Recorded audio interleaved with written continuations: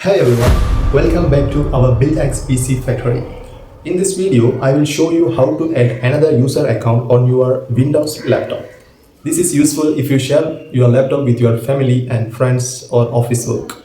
You know one thing, why this is important? Creating a separate user account helps your files and setting and your privacy safe.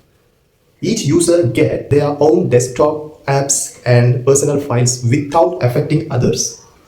Okay, now I will show you how to do this. First, click on the Start menu and open Settings. Now select Accounts. Here is the account section and scroll down here.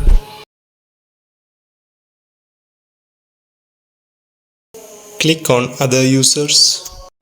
And here you will see an option called Add Account. Click on it. If you want to add Microsoft account, enter the email address and follow the steps.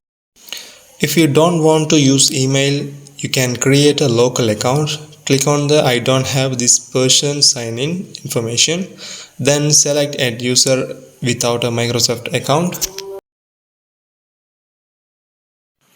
Now you can enter a username and password. You can also add security question for password recovery. Once it's done, click next. That's it. The new user account is now created.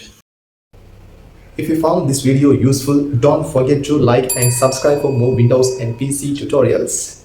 Thanks for watching.